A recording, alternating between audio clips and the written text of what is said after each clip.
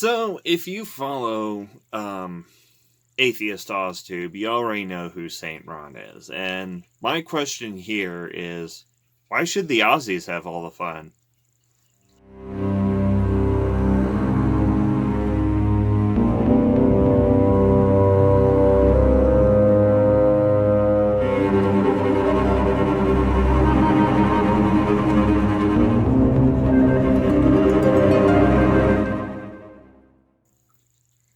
So, Ron, or Saint Ron, or as I like to call you to myself, Ron the Death Eater, because you are a bigoted and devoted follower of a lich.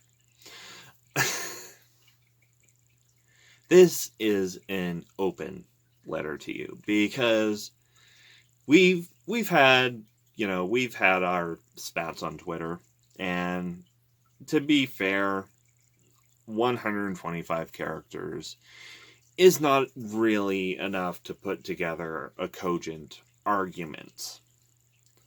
And for the sake of time and for the sake of showing the slightest hint of class, which is something that you have neglected to do, I will be mostly ignoring the fact that it seems to me that our correspondence had only been largely cordial because I happen to be a straight, white, cis-presenting male.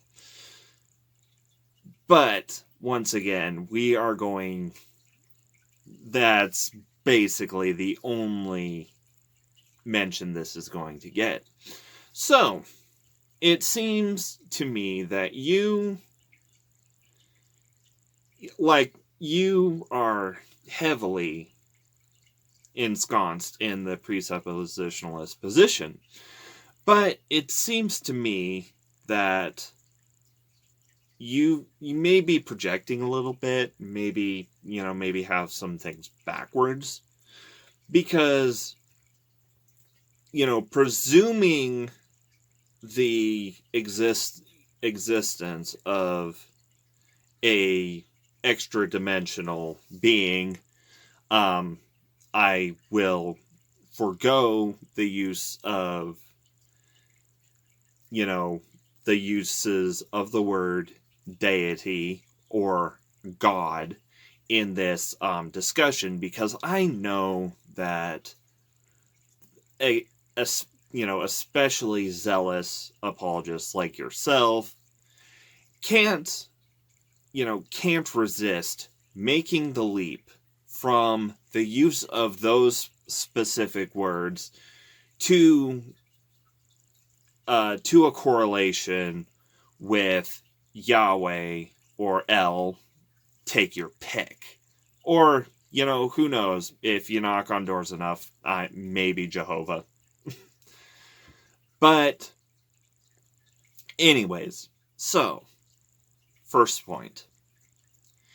You seem to think that in a world that is not governed by an extra-dimensional, all-powerful being, that logic and causality would cease to function. Now, in my perspective, it seems to be the exact opposite. Because it would be the exact opposite if this omnipotent extra-dimensional being were an interventionalist as portrayed in the Bible. As Yahweh or El is portrayed. Because if a omnipotent extra-dimensional being could, in fact, reach into our universe, into our reality as we know it, and reshape it according to his whim, then... Now, if an omnipotent extra-dimensional being could, or did, in fact, reach into the universe to reshape it according to his whim, then then science, physics, and everything are essentially useless, because there is no accounting for an extra dimensional supernatural force, and the predictive power that the sciences have shown would fall flat, because if a being, if such a being existed, and if such a being were interventionalist as portrayed in the Bible, then then it would be something that we could not account for. It would be,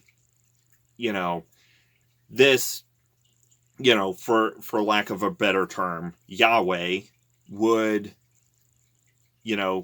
decide, okay, let's reshape things. So let's change gravity for a bit, because this prophet is falling from a great height, and he needs to be saved. So I'm just gonna tweak with gravity a bit. So we would be able to see, one, we would be able to see such interventions, any freak anomalies where physics just seems to break down for this specific occasion, or if he is, depending on how interventionalist this deity may be,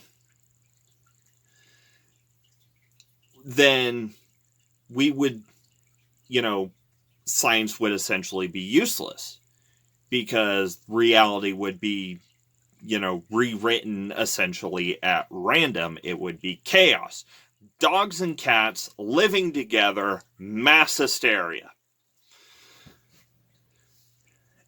So it is essentially my position that if such an extra dimensional being were to exist, they would be by definition, or by necessity, non-interventionalists, or at least working within the laws of the universe.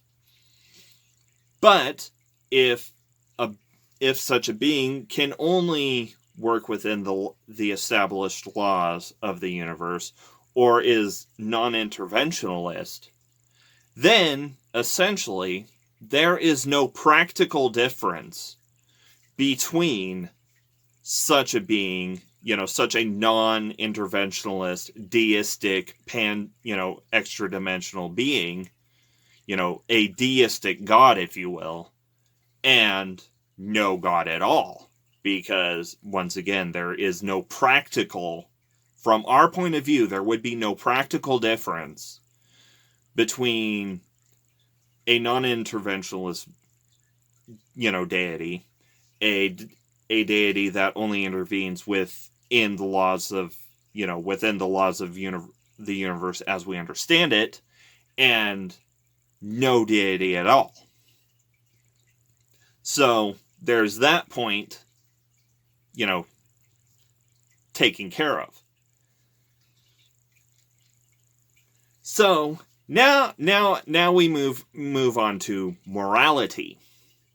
I actually have a full video describing my take on reality. I forgot that the camera reverses things a bit. But I'll give it a quick crash course. See, you've presumed, just because of my label as atheist, that I am a complete moral subjectivist. I am not. And I basically let that kind of ride, because I didn't want to try and undermine the other discussions that were taking place, because unlike you, I like to behave with a certain amount of decorum and class, if you will. But what I mean by objective morality is the core instincts that humanity as a whole seems to share. So there is no absolute morality, because presumably each sentient species would evolve their own sets of morality, because morality is an emergent property as a social species develops. And of course,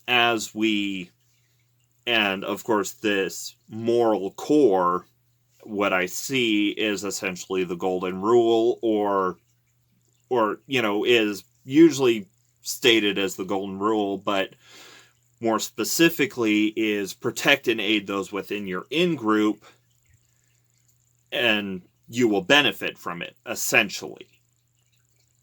Treat the in-group with respect and benefit them, and do not harm them, and you will not be harmed, and you will be benefited as well.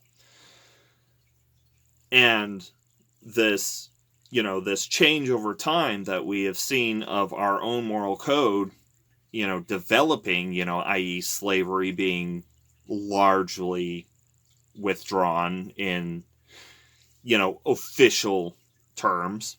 There's still a big problem with human trafficking, but, at least it's illegal now in much of the West, is we have expanded the definition of the in-group to eventually and hopefully include all of humanity. But the thing is about the Mosaic Law, the law that you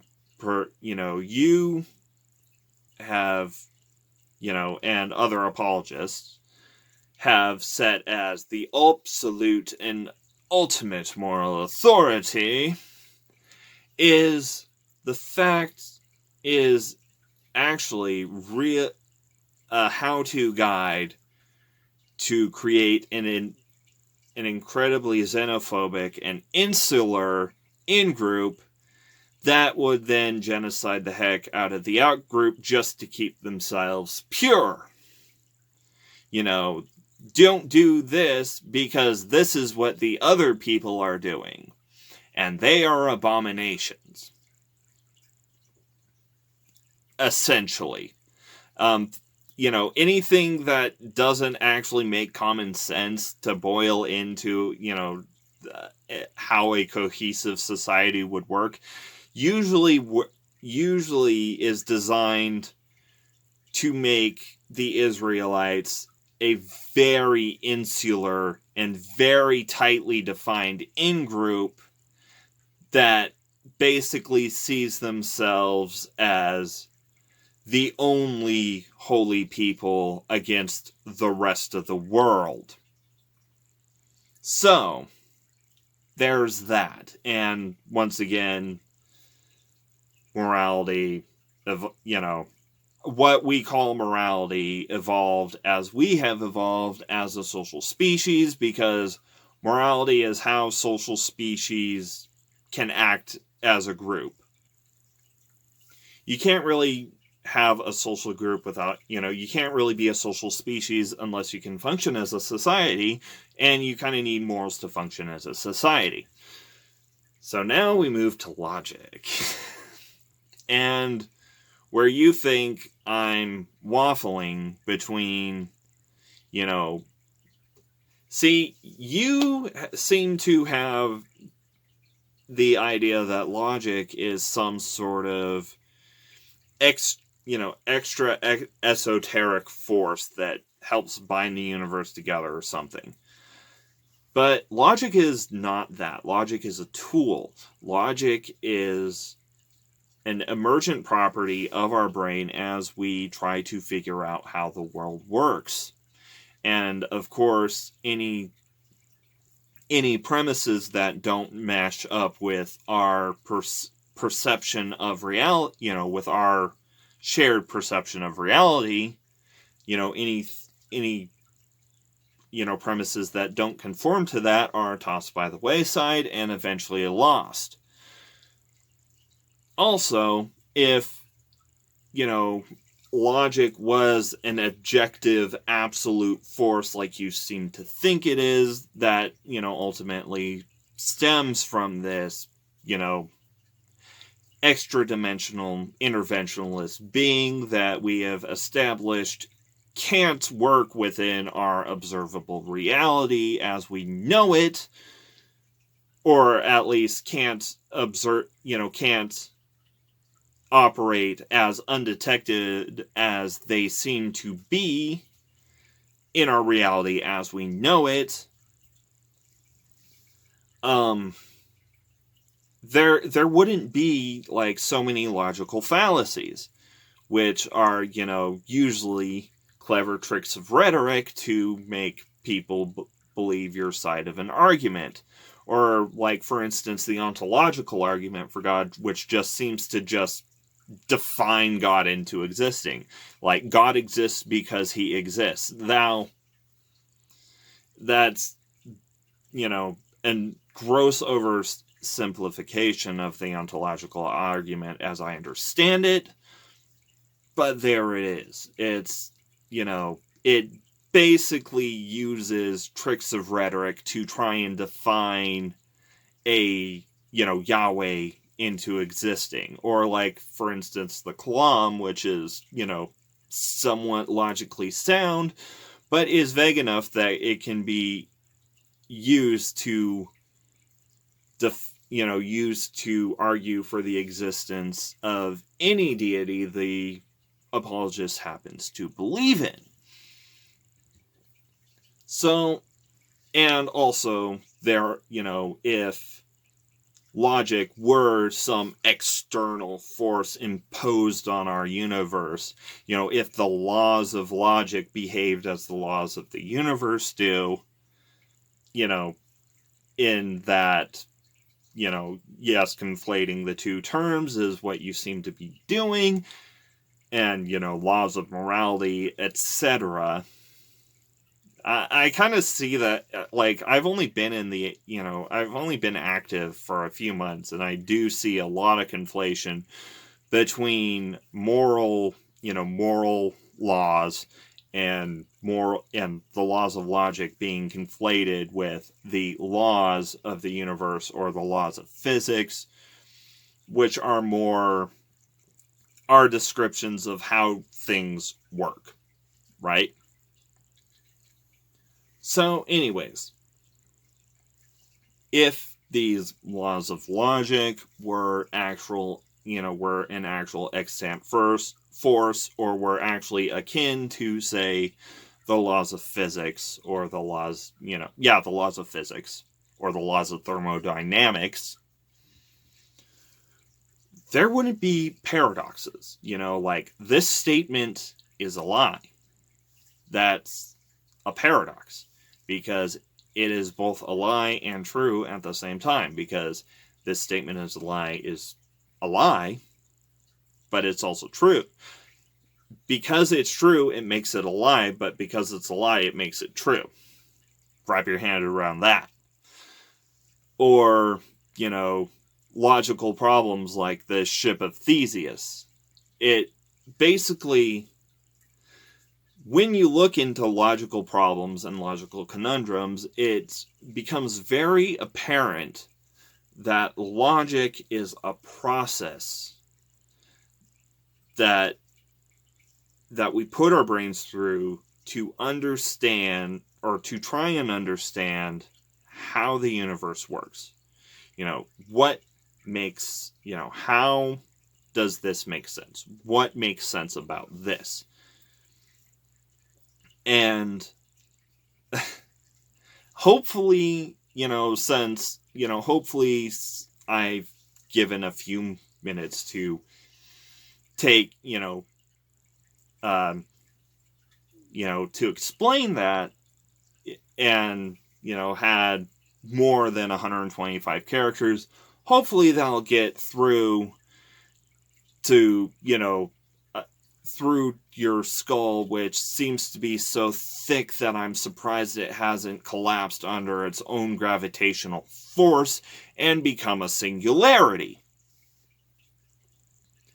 But at the very least, I hope that this has been entertaining to my, to my audience.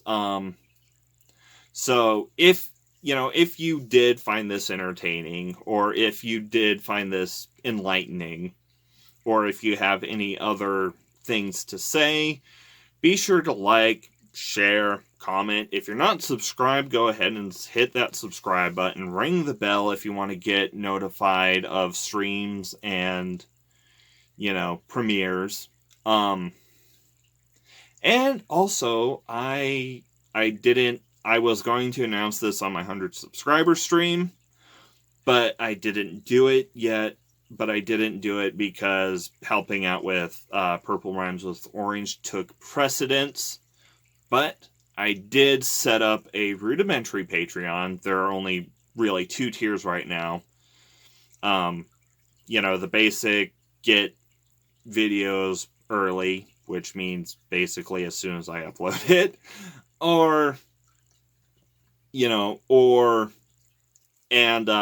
also get a chance to have a say in what what next videos I produce. Because if I'm stuck for choice, I'll throw up a poll in my Patreon and have you guys vote for it, or, even take suggestions to put into a poll. And then the second tier gets everything the first tier gets, plus D&D homebrew stuff from my work with Dungeons and Divinity. Now, so shilling aside, just remember, indoctrination is a hell of a drug. See, the night is down, it's coming on down, and the night is deep. Need a little grace, well, who's gonna save a little grace for me? Well, the fire waits some believers, all of the sinners and saints. Ron, you and I will die, believers bound to the tracks of the train.